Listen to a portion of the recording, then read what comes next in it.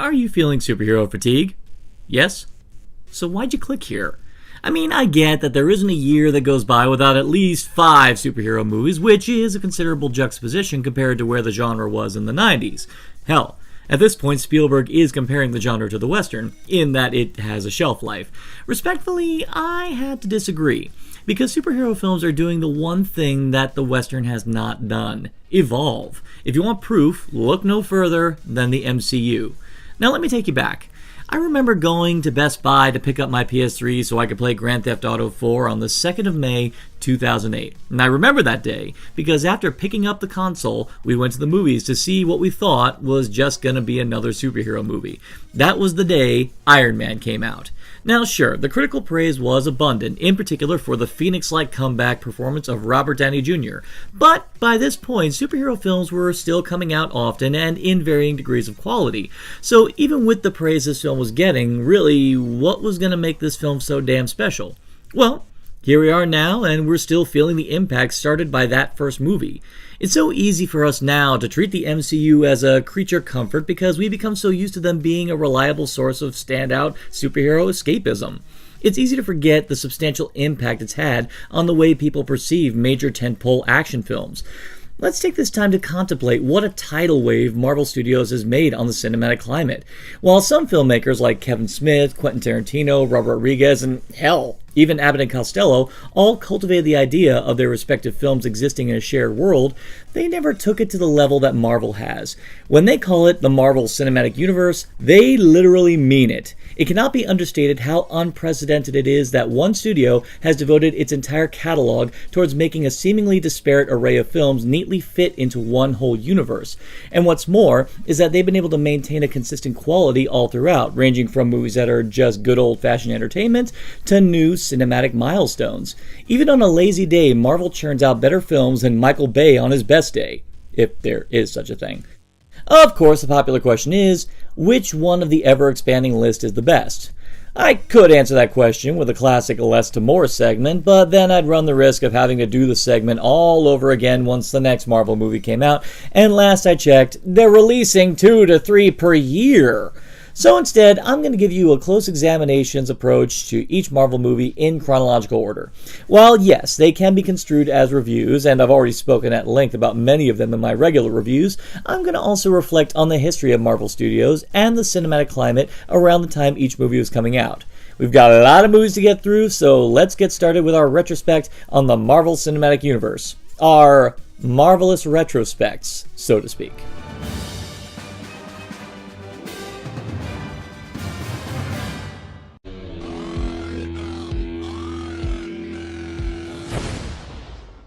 At the time the first Iron Man was due to come out, we were pretty much blasé about the whole thing. I mean, really. Only the hardcore Marvel fans were scrutinizing this film because for them, Iron Man could be a very easy hero to screw up on screen. You read his character description on paper: billionaire, genius with a history of alcoholism and erratic narcissistic behavior, and yeah, you could see how simple it could be to botch this. Iron Man had been in development hell for a little more than a decade. Notoriously, there was even a point where Tom Cruise was in talks to take on the role. But for one reason or another, the project just wasn't finding stable legs to stand on in the hands of the studios. In time, Marvel opted to take the production element into their own hands and make the movie themselves. Naturally, this would be an advantageous arrangement. This would guarantee that they would retain full creative control on their own properties, and guarantee that what was coming to the screen would be the quintessential portrayal of that character. In the hands of any other studio, they never would have even pondered for even the slightest millisecond that Robert Downey Jr. would be the ideal actor to portray Tony Stark. It seems so long ago that Robert Downey Jr.'s blatantly substantial talent was consistently being overshadowed by his bad boy antics. In the years leading up to Iron Man, Downey was making strong efforts to come back into the public's good graces in fantastic films such as A Scanner Darkly, Good Night and Good Luck, Zodiac, and Kiss Kiss Bang Bang. In lieu of that, Robert Downey Jr. was still considered uninsurable. Nevertheless, Marvel knew that Downey would put a lot of his personal experiences into his portrayal of the notoriously chaotic hero, and now we can't even begin or even want to fathom who else could portray Tony Stark. If you count his appearance in The Incredible Hulk all the way to Avengers Endgame, Robert Downey Jr. has portrayed Tony Stark 10 times. That beats out Hugh Jackman. And what makes this even more astonishing is that this is 10 appearances in 11 years as opposed to Jackman's 9 in 17 years.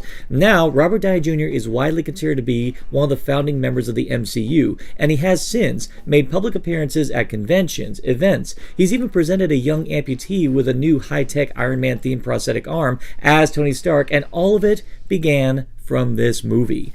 While much of the first film's success can be attributed strictly to Robert Downey Jr., it would be remiss not to give equal credit to director Jon Favreau, seeing as not only was he one of the driving forces of getting Robert Downey Jr. hired to the role, it was a singular style of flowing improvisation that gave the film a unique voice, which at the time had been practically unheard of in this genre. Normally, movies of this ilk live and die by the quality of the script. Iron Man notoriously didn't have a completed script when shooting started, which would usually mean pure chaos when it comes to most movies in this situation. But Favreau decided that improvisation would create a more naturalistic feel to the character interaction. This, combined with the charisma of the lead actor and his repartee with his co-stars, well, most of them, made Tony Stark the sort of character that audiences would want to hang out with. Another trend that the first Iron Man film started was making the audiences so enamored with the secret identity that all the scenes from the movie we remember more fondly don't even involve the action. Stark as a character made such a profound impression with audiences, we practically forgot that the action sequences are actually few and far between. What action the film does have is good, just not mind-shredding. The funny thing is, when you geek out with your friends about the MCU, you find yourself talking about how much you love the characters, and really, that's not a bad place to be when it comes to building a universe. To traverse the ever-expanding reaches of a shared universe, you will need characters that will make for appealing protagonists to lead you along. That's a no-brainer. What took us all off guard is that the character that we first clicked with is a one character we really should have nothing but contempt for. This was 2008. The recession was in full swing, and a lot of this was because of people like Tony Stark. By all accounts, we should despise Tony, and we should be totally incredulous toward his endeavors to save people, yet somehow, no. Even in lieu of Tony's obvious faults, we still like him. We see that he does have friends, he does get along with people, he still has the capacity to actually care. The film does such an incredible job making Stark such a resoundingly appealing character that it makes all the proceedings that occur later highly poignant and oddly triumphant. We get to know him so well through the span of this movie that even in the last scene when he flat out tells everyone he is Iron Man, it just feels right.